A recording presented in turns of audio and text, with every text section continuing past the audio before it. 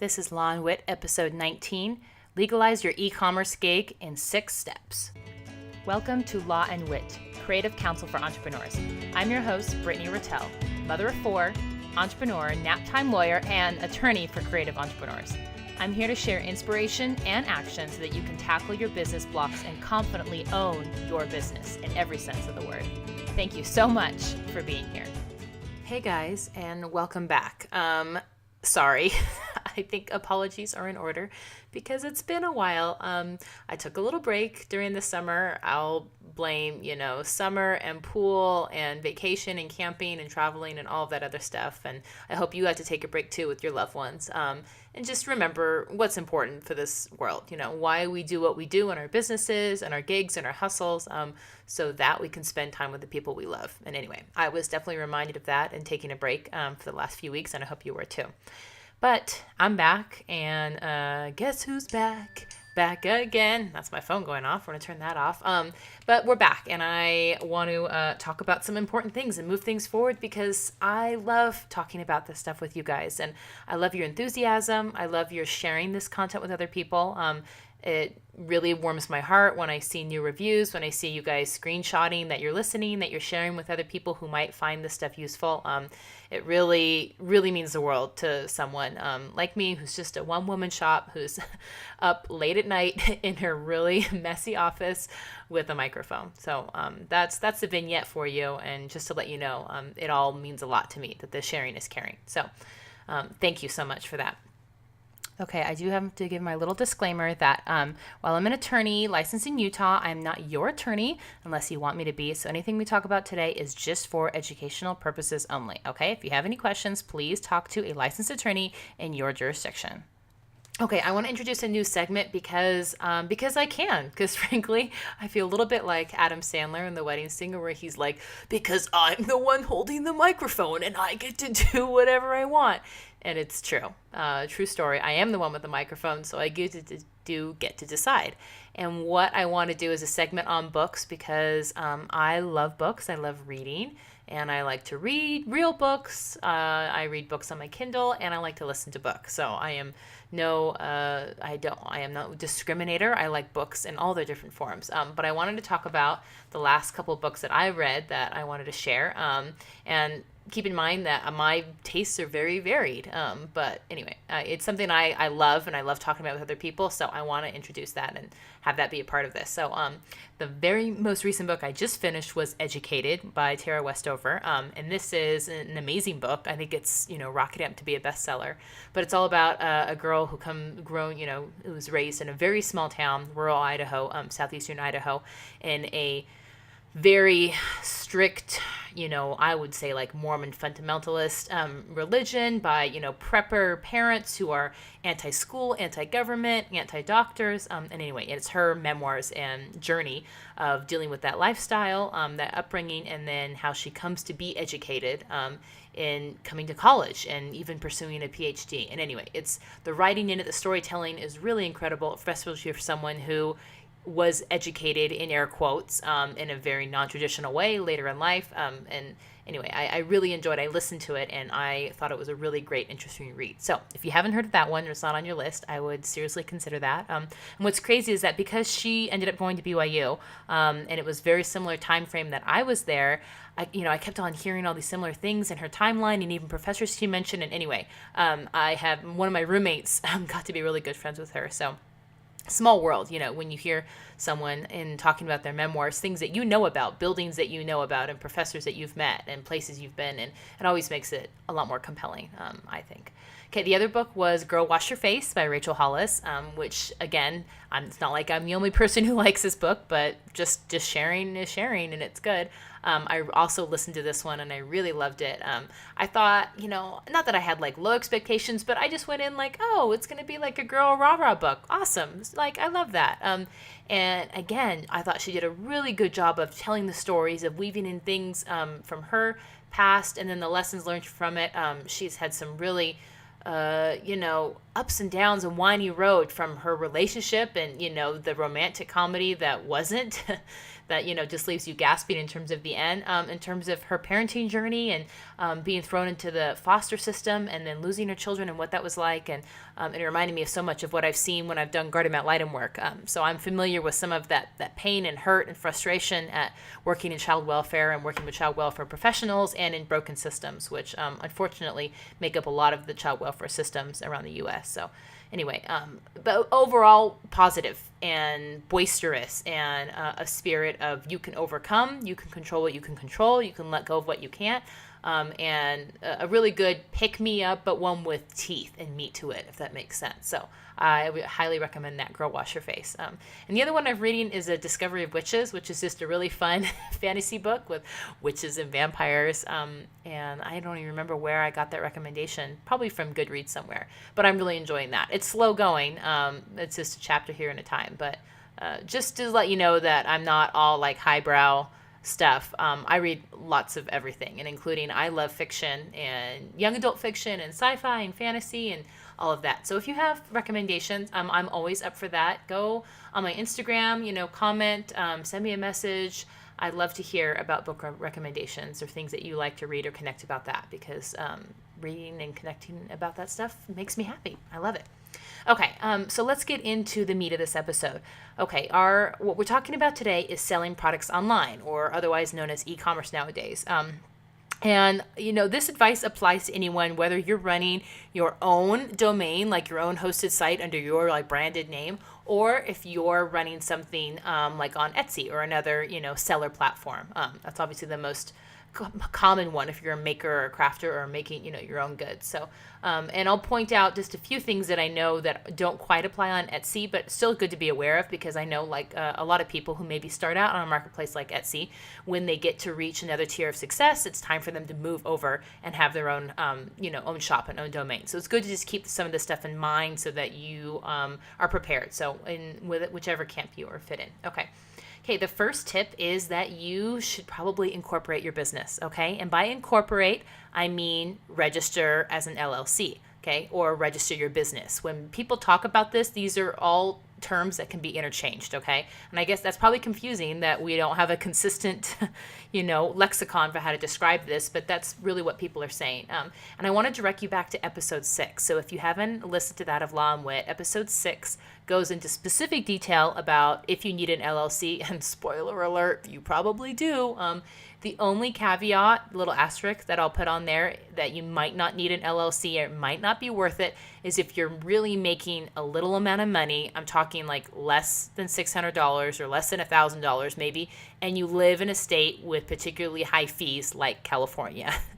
If you are not in that set of circumstances, and even if you are, it still might be worth it, especially if you have some sort of product or something, or the way that you're selling it, you could be at risk of getting sued or a contract going wrong. That's what I'm talking about here. And 99% of the time, I'm telling people to set up their LLC, okay? And like I talk about that episode, that means that you get your bubble, your little business bubble. It protects you, okay? You're Glinda in there. You're cool and calm in your beautiful pink outfit and your tiara. You're rocking it.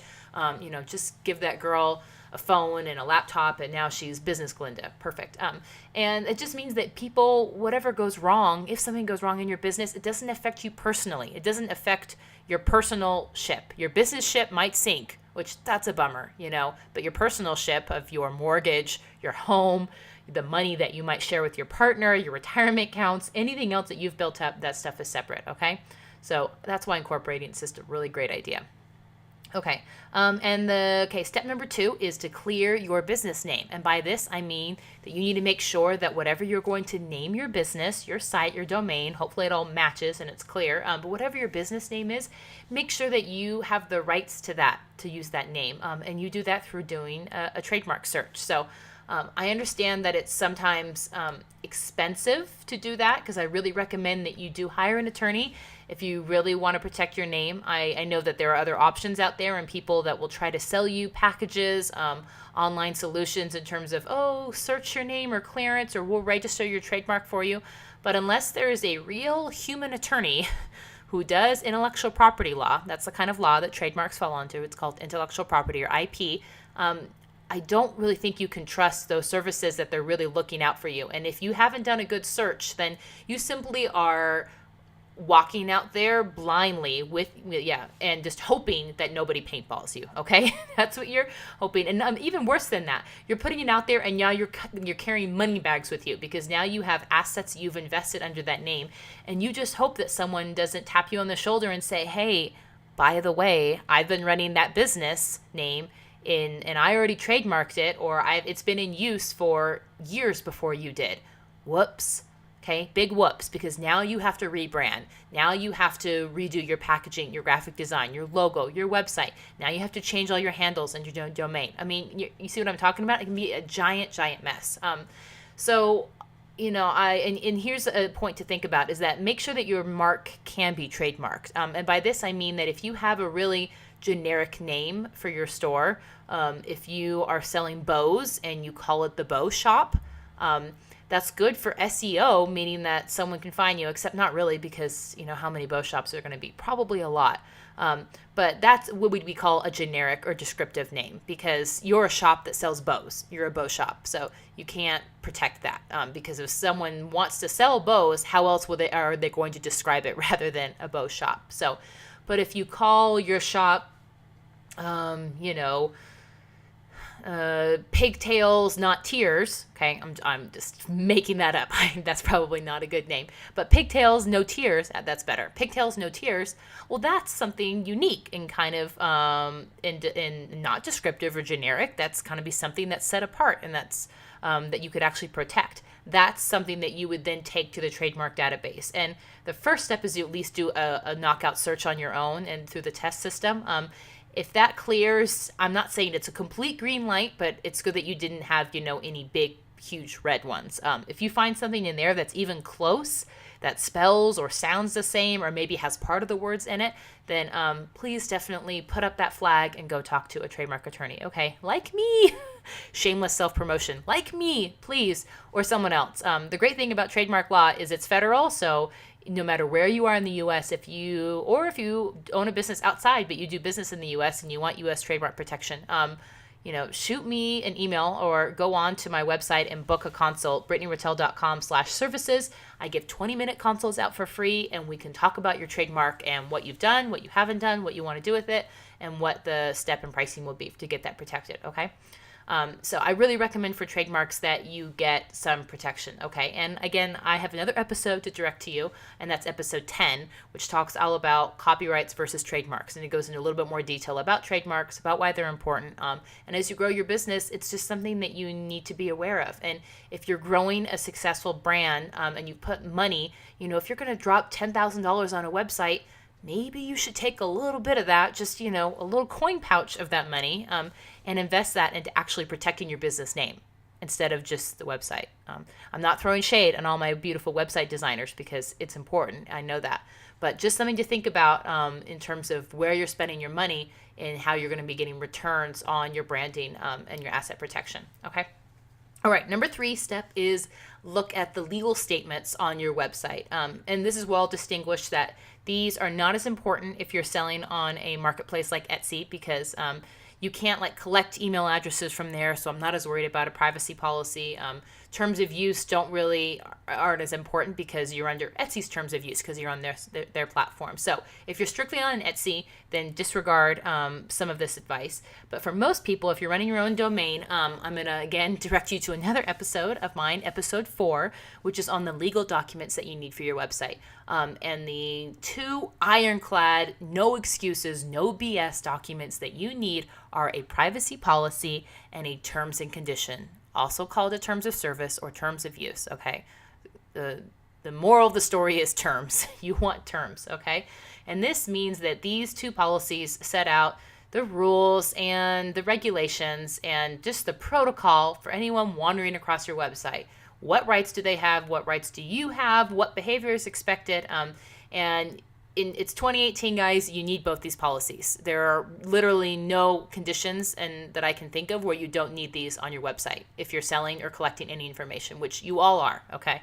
If you are collecting email addresses, then you need these. If you're selling goods, services, information, anything, ads, any of that, you need these on your website. Okay, so you need this. There we go. And if you need these and don't have these yet, or if you're not sure that they're good, or they might have been copy and pasted or just put on your site by your developer and you're not sure where he got them from, then maybe it's time to visit my shop, creativecontracts.co, and take a look, because I sell these in a website bundle, everything queued up, highlighted, idiot proof, with a little video guide screen flow that walks you through how to customize these for your business to what you actually sell, to what you want your refund and exchange policy to be, to what you want your image copyright policy to be on your website.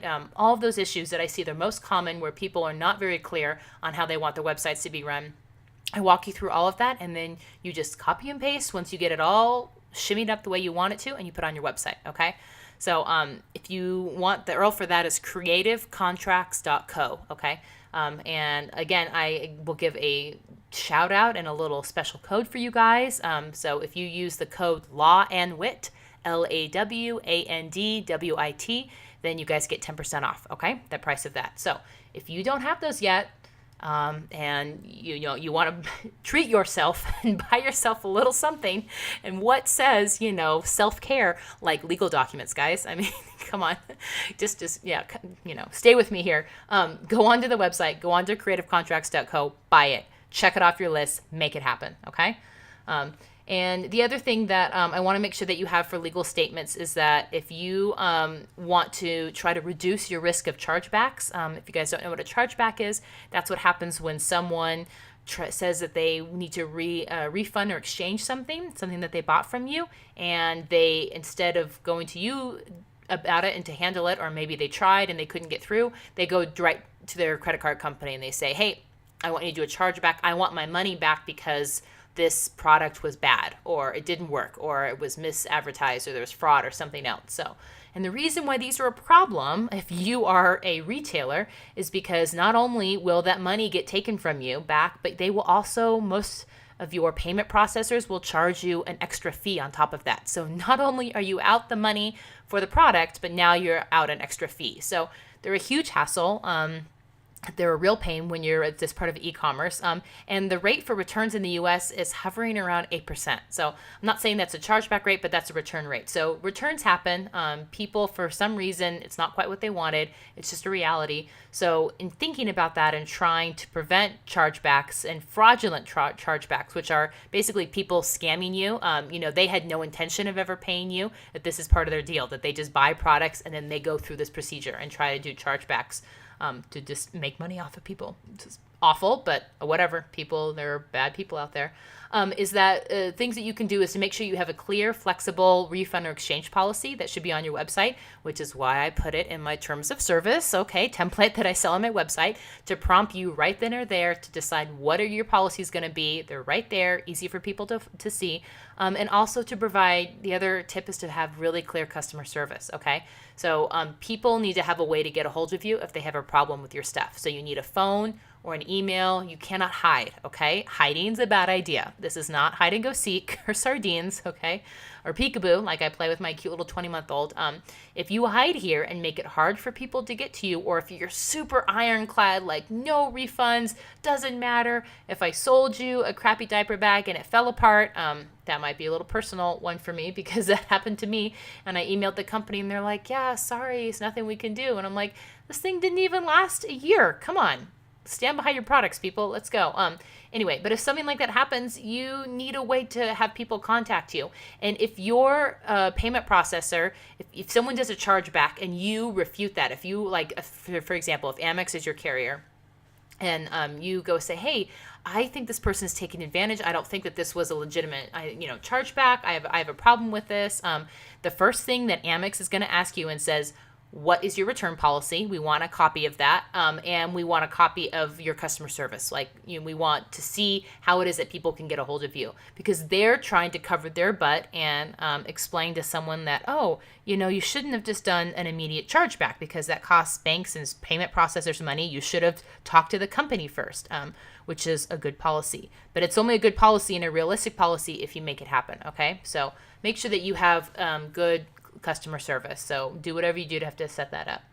Even like if you have a how is everything going email that gets sent to your customers just to check on things, if that's even part of, say if you sell on Amazon and you get those emails about, hey, just want to know how things are going. If you want to give us a rating, a review, or feedback, we'd love it. You could even roll it all up in something like that that provides some value and opportunity for people to give feedback.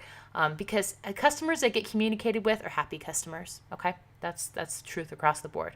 Okay, moving on to the next thing. Number 4 is make sure that you own all the rights to the media, the content that's being used on your website. This means that you should go through and do a little intellectual property audit and look for things like, okay, I have beautiful pictures. Check. Did I get a model release for the people that are identified in these pictures? That's a good question. I have testimonials on my website. Awesome. Good. We all love social proof. Wonderful. Did I ask people's permission to quote them in here, to list their name, to put their picture on, to put the logo of their business? Another good question. Let's make sure we do that. Let's make sure people are not surprised to see themselves quoted on testimonials on your website about using your product, okay? I have graphics on here. Maybe I have infographics, or I have other things that were created, hand lettering, things that were created by a graphic designer. Do I have paperwork that shows that I have now the copyright to this? Because if I don't have something in writing, then the copyright to this particular work actually still is in the hands of the graphic designer, even if I paid them for it and it was our understanding that they were doing it for me, that it was a work for hire. If you don't have something in writing that says that, then it is not yours, okay? And it's not a problem till it's a problem, okay? Till you've become all big and famous and are making tons of money, and now maybe you have a graphic designer who comes back and says, hey, yeah, the stuff that I designed for you, that was just supposed to be for your social media. I didn't know that was going to be your head, your logo, or used in print, or used in licensing, or your trademark, or whatever else. As your brand grows, people tend to recycle their graphics and to have consistent brand imaging. That's a good thing. If you have the rights to all that and you can keep on using your same content. So, which is another reason why contracts are super important, guys, okay? They clarify expectations. They make sure everyone's on the same page about who owns the rights to what, okay? And the last thing is check your web copy, okay? If you hired somebody to help you with sales copy, web copy, product descriptions, any of that stuff, the text on your site, the same audit should follow. Do you have some sort of written statement, whether it's a contract, like another one that I sell on my website, on my shop? Promise this is not just a giant setup for my shop, but, I do what I do, guys, because I'm trying to help you, because I know your problems and I'm trying to solve them, okay? So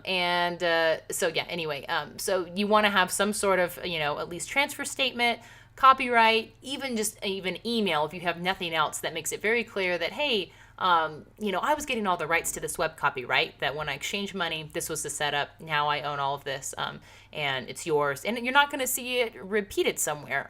Especially that's not good for SEO, and it's not good, ethically, legally. So, okay. Number 5 is make sure that your email that's connected with your product site, I know this is not directly related, is compliant with all the anti-spam rules. And this will automatically be done if you're using some sort of email content manager, which most people are nowadays. I mean, I don't think anyone is like sending things out from their, Boost Babe, Cheer Babe 55 AOL account. I saw a great thing the other day that had everyone list their screen names, and I got a huge laugh out of everyone's because I remember the days back in the chat rooms when we all had crazy screen names. So I remember mine was Brittany from the beginning, like Brittmae, because May is my middle name. So anyway, and that's still my username for a lot of things, which I probably shouldn't be telling you guys, but there it is. So, but okay, back to email marketing. You want to make sure that there's an easy unsubscribe button, and that's, again, will be probably automatically if you're using an email manager. The thing that you probably have more control over that you might not know about is that your emails need to be clearly labeled. Every message must be clearly labeled and must match what's inside of it. So it's not legal for you to say you've won $1 million on the tagline, on the subject line of your email, if that's not what's in the content or the body of the email. So just be honest, be a good person, don't lie, basic things, kindergarten lessons, guys. Let's all be on the same page there. And again, in terms of not misleading the consumer and making sure people have a way to unsubscribe or get in contact and they know exactly who it's coming from, you have to have a valid postal address as part. And again, when you set up your email manager, that's why they ask for that information, is so it can go into your email manager.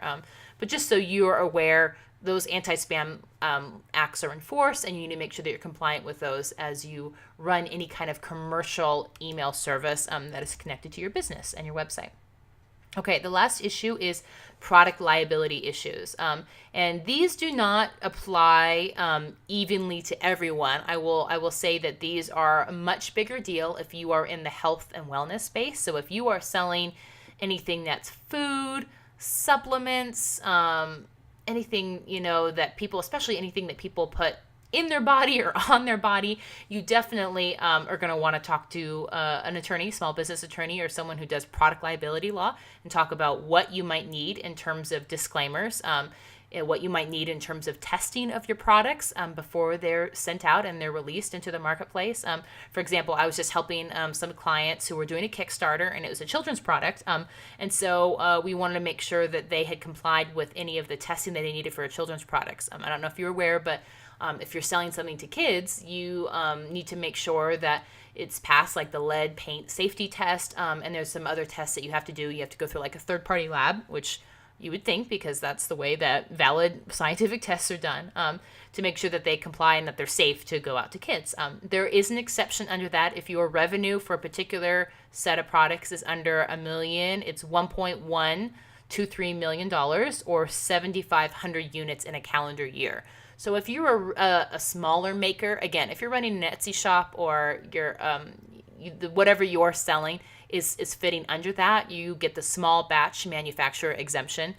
So you do not have to comply with all the testing. But it's still a good idea to go to the CPSC, Consumer Product Safety Commission, and I'll put the link in the show notes to the website, and read through and make sure that, look at what you're making, who are you selling it to, how many of it you're making, and make sure that you don't need to look into other testing to see, and that doesn't set you back, okay? Because what's a huge bummer is if you launch a Kickstarter, launch your product, you have everything else in place, and then this surprises you at the last minute, and then you can't launch your product or can't ship your product. So you don't want surprises, okay? Surprises are only fun when they're good surprises, and this is not one of those. And the last thing is that you, if you're in, again, like one of those fields that I talked about where you might have higher product liability, is to think about getting some product liability insurance. And sometimes this can be provided as part of like a general business umbrella insurance, and sometimes it's something separate, a separate rider that you can purchase. So talk to someone who sells business insurance and talk about if that might be an option for you. Shop around and get some quotes, and that you just know what you're dealing with there. Okay, guys, that's it for today. So I'm going to finish up, but I'm just want to thank you for being here, for lending me your ears and your time and your attention. I understand that you're super busy, and I try to respect that and not waste your time. And I hope that this has been useful for you. I want to remind you that if you're not on my email list, that you should be, because it's pretty awesome. I only send out email newsletters when I have something useful to share. So I call it a week newsletter, but it's far below that at this point, because I've taken a break during this summer as well. And you can sign up to get on that at brittanyratelle.com/newsletter. And if you do, I have a free legal checklist that comes with that kind of walks you through some of the things that if you have a creative business and want a bird's eye view of, okay, Britt, like what do I need to do? Like start from scratch. What do I need to think about in terms of legal things on my radar? That's what this little PDF is, okay? It's pretty, it's sweet and short, to the point, and it makes sure that you're not forgetting any gaping holes, and that you have some information so that you can start asking good questions, because I believe that good information just leads to good decision making. And I want you to make sure that you have the information you need, and then you can decide what you want to invest in where, and you can decide that you're going to ignore all my advice, which is fine. That's totally your right. But I just want to make sure that you have information and feel empowered, and that you're not scared that even starting this process is going to cost you a lot of money, that you're not going to be able to find someone, an attorney or another mentor or business strategist or coach who might not understand your business, because I think creatives, sometimes they short sell themselves in terms of their business operation and development skills. And I want to change that, because I don't think that you're dumb.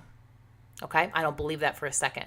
And I don't think that you're incapable of learning new things, even things that you think that might not come naturally to you, even things that might seem complicated or boring or overwhelming. These are all words that are frequently flown at legal, and I understand that. I totally understand that. But here's the big but. If you started a business, you've already shown that you can do hard things, okay? You can go into waters that you're not sure of how it's going to be. You can go into the dark and have faith in yourself and your ability to learn new things and ask questions and figure it out. And I don't think that this stuff has to be any different, okay? You're not just an Etsy shop owner. You don't just run an e-commerce site. You're not just a maker or a photographer or a videographer or a seller of drumbeat samples online. That's an oddly specific one from another client, a great client of mine. You're a business owner, okay? Business owner, capital B. So you should act like it, okay? And that means trying to understand and wade through all this stuff and come out better on the other side for it, okay? So sign up for my newsletter. If you think this episode or any of the other ones that you've listened to have helped you and you think that they might help someone else or help a friend, please share. I would really, really appreciate it, okay, with a capital R. Because I'm a small woman shop, and so that means that I will always defer to getting client work done over doing things like marketing and promotion, even though I know I should. So it means that I don't do much to promote this podcast.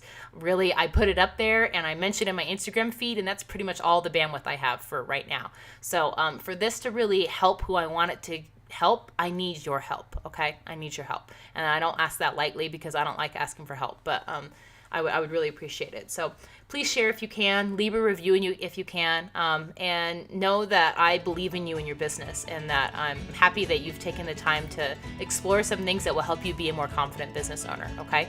Because you can understand this, you can get what you need out of this, and then you can move forward. So thanks so much for being here.